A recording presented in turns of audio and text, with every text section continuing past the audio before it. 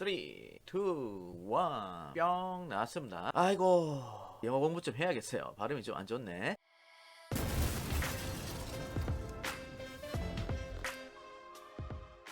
네, 안녕하세요. 양리학 이상민입니다. 네, 만나서 반갑습니다. 네, 오늘 배울 내용들은 다음과 같습니다. 학습 목표가 나올 거예요. 오랜만에 들고 왔는데 여러분들 카운트 한번 해주세요. 3, 2, 1, 뿅 나왔습니다. 크게 학습 목표는 5가지예요. 오늘 우리가 배울 거는 항염증 약물인데요. 소염제 들어보셨죠? 그 소염제에 대해서 한번 살펴볼 건데요. 엔세이드계 약물이라고 하는 걸 배울 겁니다. 그래서 이 엔세이드계 약물이 어떻게 작용하는지 볼 거고, 그 다음에 여기에 해당되는 약물의 종류들을 살펴볼 겁니다. 그 다음에 3번, 4번, 5번에 대한 학습 목표는 이 엔세이드계 약물에서 우리가 대표적으로 한번 알아볼 약물이 되겠습니다. 네, 그래서 한번 다음 슬라이드로 넘어가 볼게요. 자, 항염증 약물의 작용 기전의 이해라고 되어 있습니다. 첫 번째 학습 목표인데요. 보시면 이 항염증 약물을 우리는 엔세이드계 약물이라고 표현을 합니다. 자, 풀텀은 요 위에 적혀 있어요. Non-steroidal and anti-inflammatory drugs라고 되어 있어요. 영어 공부 좀 해야겠어요. 발음이 좀 안 좋네. 자, 일단 이 약물은요 스테로이드가 들어가 있지 않습니다. 그래서 난 스테로이다 이렇게 표현을 되고 있는데요. 우리가 스테로이드라고 하는 거는 염증을 감소시켜주고 면역작용을 억제시켜주는 역할을 하는 호르몬이다 라고 보시면 될 것 같습니다. 그래서 스테로이드를 먹지 않아도 염증을 관리해 줄 수가 있다는 거죠. 염증을 줄여줄 수가 있다는 거예요. 그래서 그 약물이 바로 우리는 통틀어서 엔세이드계 약물이라고 표현을 한다라고 여러분들이 알고 계시면 될 것 같아요. 자, 볼게요.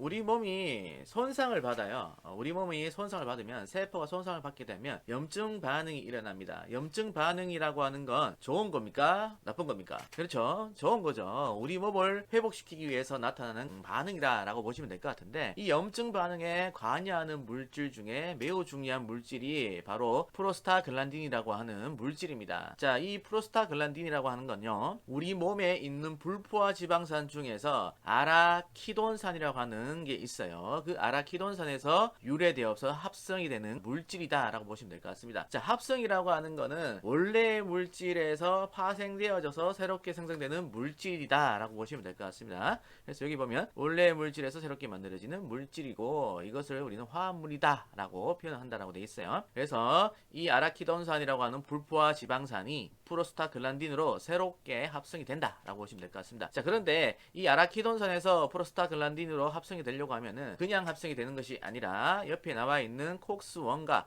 콕스2라고 하는 이 효소에 의해서 합성이 된다 라고 보시면 될 것 같아요. 자, 정리를 해보면 우리 세포가 손상을 받거나 우리 몸이 인저리를 받게 된다. 그렇게 되면은 염증 반응이 일어나는데, 이 염증 반응에 관여하는 물질이 프로스타글란딘이다 라는 겁니다. 자, 이 프로스타글란딘은 어디에서 합성이 되는 거죠? 그렇죠. 우리 몸에 있는 불포화 지방산인 아라키돈산에 의해서 합성이 되더라 라는 거예요. 근데 저절로 합성이 되느냐?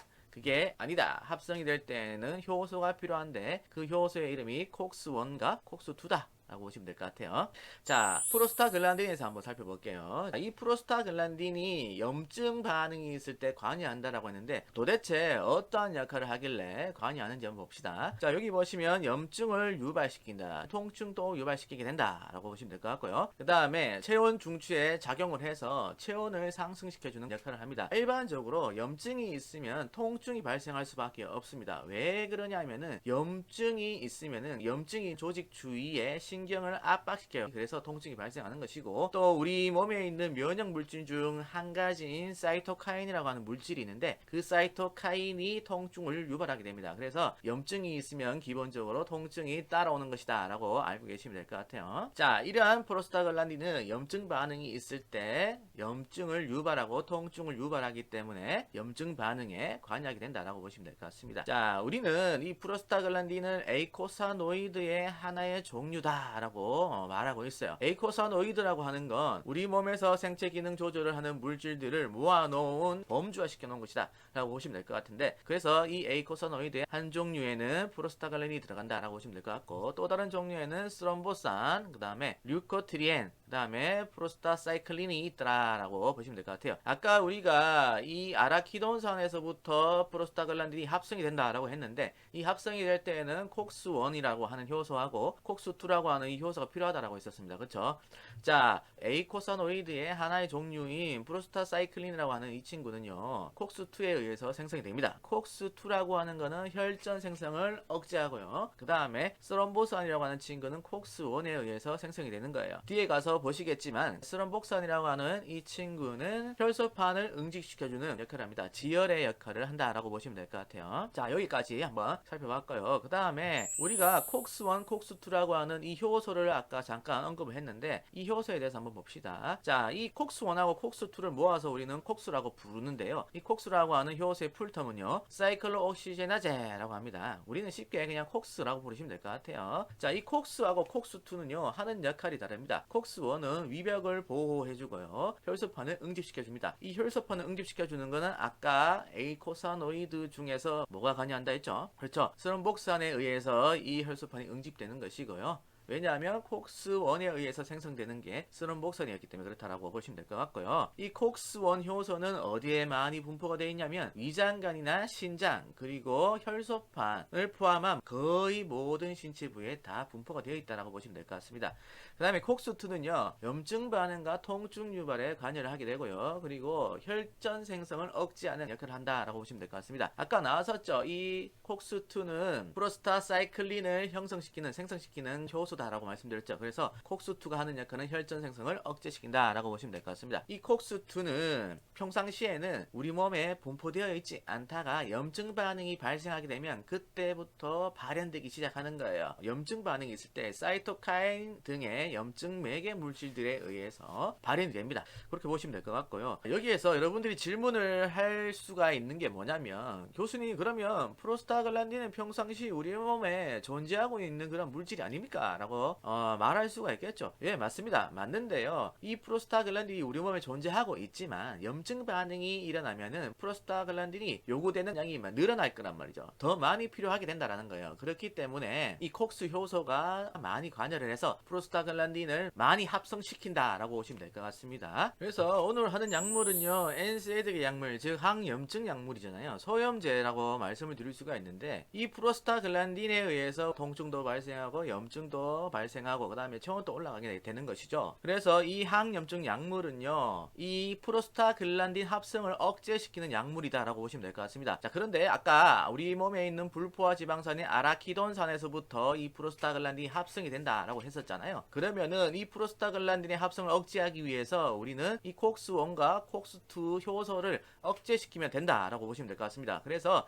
NSAID의 약물은 콕스1과 콕스2를 억제시키는 약물로 여러분들이 보시면 돼요. 그래서 콕스1 효소하고 콕스2 효소를 억제해서 프로스타글란딘 합성을 억제하는 것이기 때문에 소염, 염증이 감소하게 되는 것이고, 염증이 감소하면 통증도 자연스럽게 감소하게 되겠죠. 왜냐하면 염증에 의해서 통증이 발생되는 거니까. 그래서 진통의 효과도 있는 거고요. 그리고 체온을 상승시키는 프로스타글란딘이 억제되니까 해열 작용도 된다라고 보시면 될 것 같습니다. 그래서 우리는 NSAID의 약물이 소염, 진통, 그리고 해열에 효과가 있구나라고 생각을 해주시면 될 것 같아요. 자, 이렇게 하면 첫 번째 학습 목표는 끝나게 되고요. 자, 두 번째 학습 목표 가봅시다.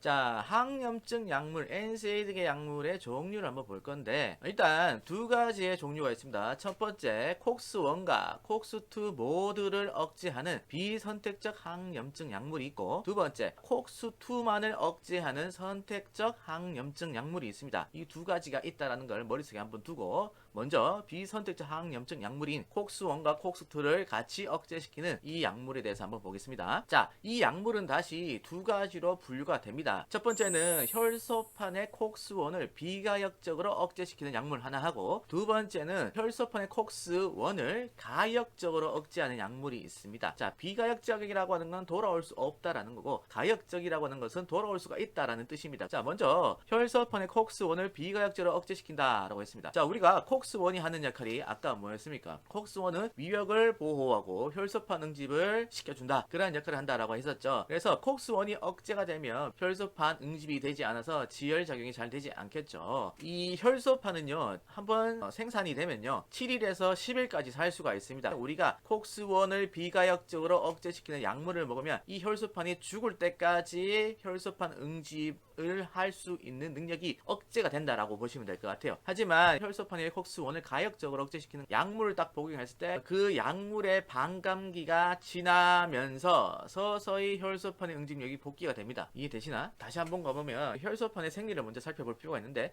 혈소판은 한번 생성이 되면 7일에서부터 10일까지 살 수가 있어요. 그러면 그 혈소판이 딱 생성되었을 때 우리가 혈소판의 콕스1을 비가역적으로 억제시키는 약물을 딱 복용했다라고 한다면은 이 혈소판이 죽을 때까지 혈소판 응집을 하는 능력이 없어진다, 억제가 된다라고 보시면 될 것 같아요. 하지만 가역적으로 혈소판의 콕스1을 억제시키는 약물을 딱 복용했을 때는 혈소판 응집 능력이 억제되다가 약물의 반감기가 지나면서 서서히 혈소판이 응집되는 능력들이 다시 회복이 된다라고 보시면 될 것 같아요. 이 두 가지의 차이점을 아시겠죠? 그렇게 알고 계시면 될 것 같고, 이 비가역적으로 억제시키는 거하고 가역적으로 억제시키는 콕스1, 콕스2 억제제는요, 두 개 다 모두 콕스1을 억제시키는 역할을 합니다. 아까 콕스1이라고 하는 거는 위벽을 보호하고 혈소판을 응집시키는 역할을 한다라고 했었습니다. 그렇죠? 자, 그래서 이러한 역할을 억제시켜버리기 때문에 위벽을 보호할 수가 없어요. 그러면 위장장애가 발생할 수가 있고 위장출혈도 발생할 가능성이 있습니다. 그래서 콕스1, 콕스2를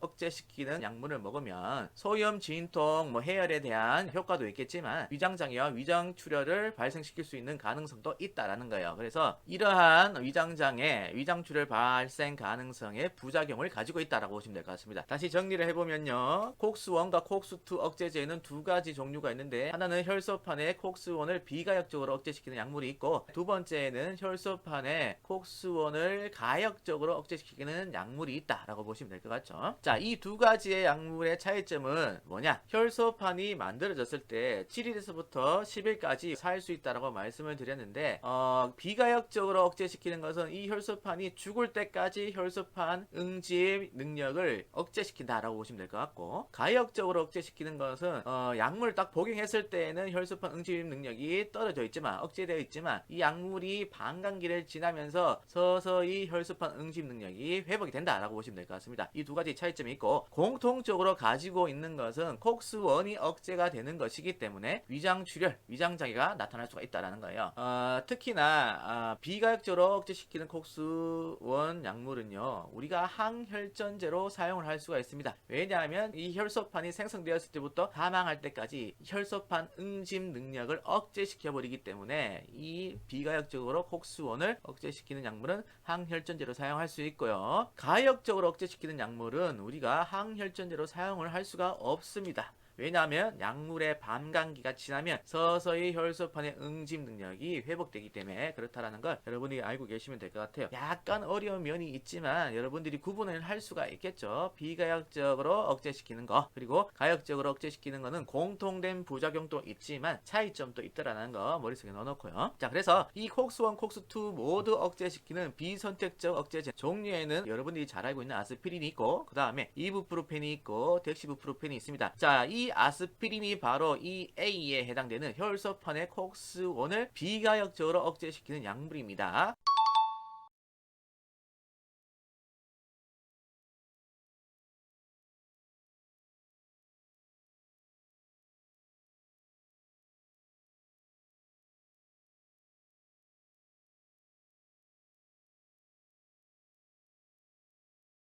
자, 그 다음에 이부프로펜하고 덱시부프로펜 같은 경우에는 B에 해당되는 약물이죠. 그래서 혈소판의 콕스1을 가역적으로 억제시키는 약물이다 라고 보시면 될 것 같습니다. 자, 이렇게 세 가지가 엔세이드계에서 소염, 진통, 해열제로 많이 사용된다 라고 보시면 될 것 같고, 그리고 나머지 관절염이 있다든지 관절통이 있을 때 사용하는 약물들이 세 가지가 있어요. 잘 쓰는 세 가지가 있는데, 보시면 나프록센이라고 하는 낙센 F정이 있고, 그 다음에 케토톱 여러분들 많이 들어봤죠? 그 다음에 피록시캄이라고 하는 억제되는 불액신정이 있습니다. 요 세 가지도 혈소판의 콕스원을 가역적으로 억제시키는 약물이다라고 보시면 될 것 같습니다. 그래서 여기에 B를 표시를 해놨어요. 자, 그 다음에 NSAID계의 약물은 아니지만 관절염이라든지 관절통, 수술 후 통증을 완화시키기 위해서 사용하는 강력한 진통제가 있는데요. 그게 트라마돌이라고 하는 약물이 있습니다. 얘는 상품명이 트리돌이고요. 그 다음에 트라마돌에다가 아세트아미노펜, 타이레놀 성분이 있지, 그 AAP라고 하는 이 성분, 이 두 가지를 합쳐놓은 울트라셋 정이 있더라라는 거 알고 계시면 될 것 같아요. 이 트리돌 같은 경우에는 외국에서는 마약성 진통제로 분류가 되고 있다는 것도 여러분들이 참고적으로 알고 계시면 될 것 같습니다. 자, 여기까지가 콕스1과 콕스2 억제제에 대한 설명이었고요. 그 다음에 아까 콕스1이 억제됨으로 인해서 위장장애라든지 위장출혈이 발생할 수가 있다고 했었습니다. 맞죠? 그래서 이러한 부작용을 완화시키기 위해서 콕스1은 억제시키지 않고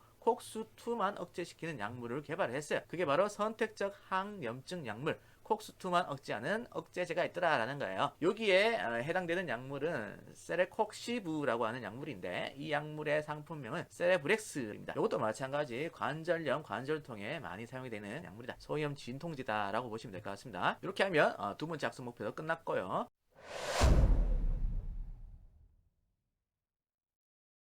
이어서 우리 세 번째 아스피린에 대해서 볼게요. 이 아스피린은요, 아까 제가 말씀드렸다시피 콕스1과 콕스2 모두를 억제시키는 비선택적 억제제다라고 말씀드렸어요. 비선택적 항염증 약물인데 얘는 혈소판의 콕스1을 비가역적으로 억제시킵니다. 그렇죠? 그래서 이 아스피린은 항혈전제로 쓸 수가 있습니다. 항혈전제로 쓸 수 있다. 또는 항혈소판 제제로 쓸 수 있다. 또는 혈소판 응집 억제제로 쓸 수 있다. 같은 말로 여러분들이 생각을 해보시면 될 것 같습니다. 자, 이 아스피린은 소염, 진통, 해열에 효과가 있는 약물이었습니다. 하지만 콕스1을 억제시키기 때문에 위장장애라든지 위장출혈을 유발시킬 수가 있더라, 가능성이 있더라 라고 말씀을 드렸는데요. 그렇기 때문에 이 아스피린 같은 경우는 소화성궤양 환자, 대상자에게는 사용을 하지 말아야 됩니다. 소화성궤양이라고 하는 거는 위궤양하고 십이지장궤양을 합쳐서 우리가 부르는 말이죠. 그래서 소화성궤양 대상자한테는 복용시키면 안 되겠다. 왜? 위장장애를 일으킬 수 있고 위장출혈을 발생시킬 수가 있기 때문에 그렇다는 거 여러분들이 기억해 두시고, 그 다음에 아스피린에서 유래된 트리프루살이라고 하는 약물이 있습니다. 이 약물은 스럼복산 A2의 합성을 억제합니다. 아까 스럼보산이라고 하는 물질이 앞에 나왔었죠. 에이코사노이드 종류 한 종류인 스럼복산이라고 하는 친구는 콕스1에 의해서 생성이 되는 물질이었습니다. 아까 혈소판을 응집시키는 역할을 한다고 했잖아요. 마찬가지예요. 스럼복산 A2도 혈소판을 응집시키는 물질의 종류라고 보시면 될 것 같은데, 트리프루살은요 항혈전제로 사용할 수가 있겠죠. 그리고 항혈소판 제제로도 사용할 수 있고, 그 다음에 혈소판 응집 억제제로도 사용할 수 있다. 같은 의미로 여러분들이 생각해 주시면 될 것 같습니다. 그 다음에 부작용 아까 살펴봤었죠. 콕스1이 억제되기 때문에 위장장애라든지 위장관출혈이 발생할 수 있다라고 했고, 그리고 우리가 임산부라든지 열성질환을 가지고 있는 14세 이하 어린이에게한테는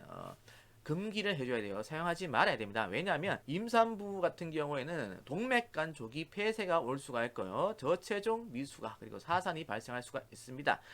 동맥간이라고 하는 건 태생기, 우리가 엄마 뱃속에 있을 때 그때는 우리가 폐호흡을 하지 못하잖아요. 그래서 엄마한테 산소 공급을 의존하게 됩니다. 그 산소 공급을 우리가 받기 위해서 폐동맥하고 대동맥을 연결해주는 관이 바로 동맥간이라고 하는 건데요. 이 동맥간에 의해서 엄마로부터 산소를 공급하게 되는 것인데 얘가 빨리 다치게 된다라는 거예요. 빨리 다치게 되면 어떻게 되겠어요? 산소가 부족해서 죽겠죠. 그래서 요거를 여러분들이 참고적으로 알고 계시면 될 것 같습니다. 그 다음에 아까 열성질환을 가지고 있는 14세 이하 어린이에게는 사용을 금해라라고 말씀을 드렸는데, 그건 왜 그러냐면 레이 증후군 또는 라이 증후군 이렇게 표현을 하는데요. 이 증후군이 발생할 수가 있습니다. 이 증후군은 무서운 게 간 손상을 시킵니다. 그러므로 인해서 간지방이 나타날 수도 있고요. 그리고 혼수 상태도 나타날 수가 있습니다. 구토라고 하는 증상도 동반이 될 수가 있습니다. 그래서 우리는 독감에 걸린 또는 인플루엔자에 걸린 수두에 걸려 열이 나타나는 14세 어린이에게는 사용하지 말아라 라는 게 있습니다. 자, 그래서 아스피린에 대해서 우리가 또 살펴봤고,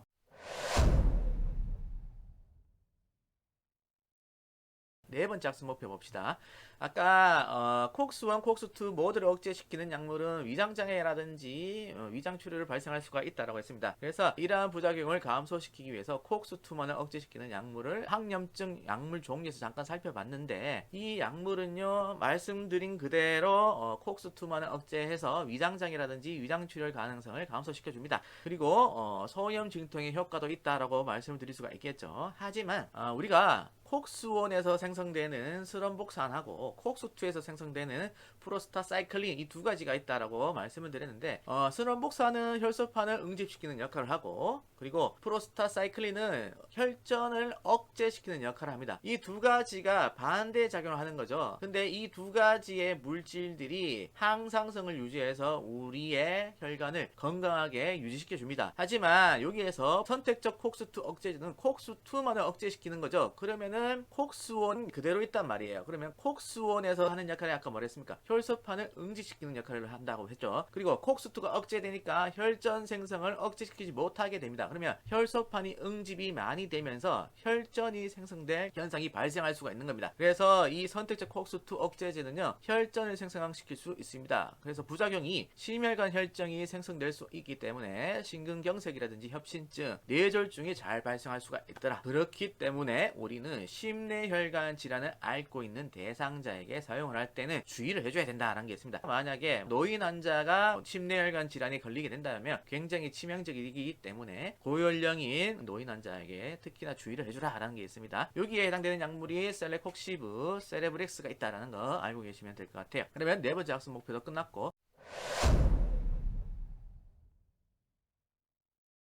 마지막 다섯 번째 학습 목표가 있는데, 이거는 비선택적 항염증 약물인 콕스1, 콕스2를 억제시키는 약물이죠. 덱시부프로펜. 자, 얘는요 혈소판의 콕스1을 가역적으로 억제하는 약물이다 라고 말씀을 드렸는데요, 이 덱시부프로펜을 말씀드릴 때는 항상 이부프로펜이 따라와야 됩니다. 이부프로펜은요 S-이부프로펜이라는 물질하고 R-이부프로펜이라고 하는 이 두 가지 물질이 합성되어 있는 약물이다 라고 보시면 될 것 같아요. 자, S-이부프로펜이라고 하는 거는 해열 진통 소염에 강력한 효과를 가지고 있는 성분이다라고 보시면 될 것 같고, R-이부프로펜이라고 하는 거는 해열 진통 소염에는 약한 효과를 가지고 있는데, 얘는 참 불행하게도 부작용을 일으키는 효과가 굉장히 큰 성분이다라고 보시면 될 것 같습니다. 그래서 덱시부프로펜이라고 하는 약물은요 이부프로펜에 있는 좋은 S-이부프로펜의 성분만을 들고 와서 만든 약물입니다. 그래서 이부프로펜보다 덱시부프로펜은 부작용이 작을 수밖에 없습니다. 그리고 덱시부프로펜은요 이부프로펜 대비 적은 양으로 강력한 효과를 빠르게 얻을 수가 있습니다. 왜냐하면 S-이부프로펜이 5라고 하고 R-이부프로펜을 5라고 했을 때 이부프로펜은 10이 되는 겁니다. 왜? S-이부프로펜하고 R-이부프로펜을 합친 게 바로 이부프로펜이라고 했기 때문에 그렇다. 자, 그런데 덱시부프로펜은 S-이부프로펜 좋은 것만 들고 와서 만든 거라 했죠. 그러면 여기에서 S-이부프로펜이 5가 된다라는 거죠. 자, 그러면 이부프로펜은 10을 먹어야지 효과가 나타나는데 덱시부프로펜은 5만 먹어도 효과가 나타난다라고 볼 수가 있는 거죠. 그리고 이부프로펜은 S-이부프로펜하고 R-이부프로펜 두 가지가 상호작용을 하면서 우리 몸에서 작용을 하게 되는 겁니다. 그러면 시간이 좀 많이 걸릴 건데, 덱시부프로펜은 S-이부프로펜만 있죠. 그래서 얘는 작용하는 시간이 좀 빠르다라는 거, 이부프로펜보다. 그렇기 때문에 적은 양으로 효과도 볼 수 있고 빠른 효과도 볼 수 있다. 그리고 R-이부프로펜이 빠져있기 때문에 위장장애라든지 부작용이 적다라고 보시면 될 것 같습니다. 제가 코로나19 백신을 맞고 난 다음에 덱시부프로펜을 딱 보게 했는데 굉장히 잘 들었다, 뭐 그런 경험이 있고요. 그리고 성인이 뭐 감기 몸살이 있다라든지 그렇게 할 때에도 덱시부프로펜을 먹으면 된다라고 보시면 될 것 같습니다. 왜냐하면 얘는 소염 진통 해열제이기 때문에 라고 보시면 될 것 같고, 그리고 어린애들 열이 날 때 이 덱시부프로펜을 많이 사용한다라고 보시면 될 것 같습니다. 자, 오늘은 굉장히 좀 까다로웠던 내용들이었습니다. 그래서 여러분들이 슬라이드를 하나하나 보시면서 공부를 좀 해주시면 될 것 같고, 아이고, 항상 느끼는 거지만 실제 강의할 때는 여러분들한테 많은 내용을 전달하는 것 같은데, 영상을 찍을 때는 항상 이렇게 많은 양을 전달을 하지 못한다는 그런 느낌이 좀 드는 것 같아요. 그래서 좀 아쉬운 것 같습니다. 궁금한 점은 댓글로 남겨주시면 좋을 것 같습니다. 시청해주셔서 너무 감사드리고 다음 시간에 또 찾아뵙도록 하겠습니다. 감사합니다. 주말 잘 보내시고 안녕.